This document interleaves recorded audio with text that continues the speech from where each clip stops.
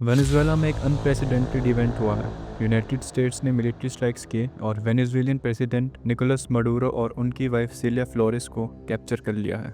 ये सिर्फ एक मिलिट्री स्ट्राइक नहीं, ये एक गेम चेंजिंग मोमेंट है जिसने पूरी जियोपॉलिटिक्स को हिला कर रख दिया है। आज हम बताएंगे कि यूएसए ने ऐसा क्यों किया और इसका इम्पैक्ट दुनिया पर क्या होगा। मडूरो 2013 से वेनेजुएलियन प्रेसिडेंसी में थे, लेकिन उनके रजीम पर डेकेड से करप्शन, ह्यूमन राइट्स वायलेशंस और नार्को टेररिज्म के एलिगेशंस लगते रहे हैं।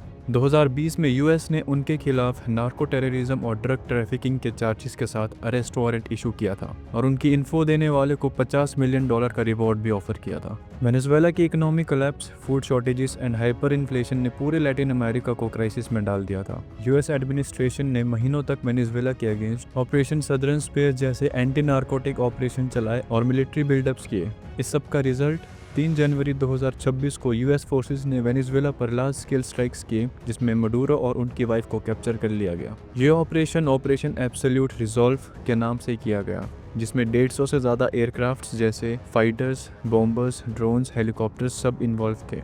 यूएस ने क्राकस के की मिलिट्री टारगेट्स जैसे ला कार्लोटा एयरबेस, फोर्ट ट्यूना और ला गुआइरा पोर्ट पर कोऑर्डिनेटेड स्ट्राइक्स किए और घंटे भर में ऑपरेशन कंप्लीट कर लिया। स्पेशल फोर्स यूनिट जैसे कि डेल्टा फोर्स और अदर स्पेशल फोर्सेस और एफबीआई हॉस्टेज रेस्क्यू टीम ने टारगेट लोकेशन पर कोवर्ट लैंडिंग की और डायरेक्टली मडूरो को कैप्चर किया।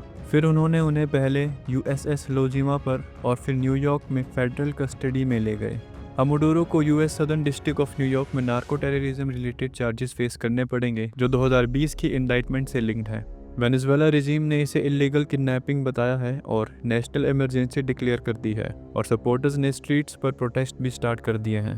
पर यह ऑपरेशन एक fast, precise, overwhelming show off force था, जिसे वॉर हिस्टोरियंस क्लीन एग्जीक्यूशन के नाम से रेफर कर रहे हैं। इस ऑपरेशन का पैटर्न याद दिलाता है यूएस के पास्ट स्पेशल ऑपरेशंस को, जैसे 2011 में ओसामा बिन लादेन का कैप्चर। बिन लादेन को पाकिस्तान से कैप्चर करने के लिए महीनों का इंटेलिजेंस, कोवर्ट ट्रेनिंग और सर्जिकल प्रिसीजन का इस्तेमाल हुआ और उस ऑपरेशन को मिलिट्री एक्सपर्ट्स ने टेक्स्ट बुक स्पेशल ऑप्स का एग्जाम्पल बताया। मडूरो स्ट्राइक में भी सिमिलर पैटर्न था।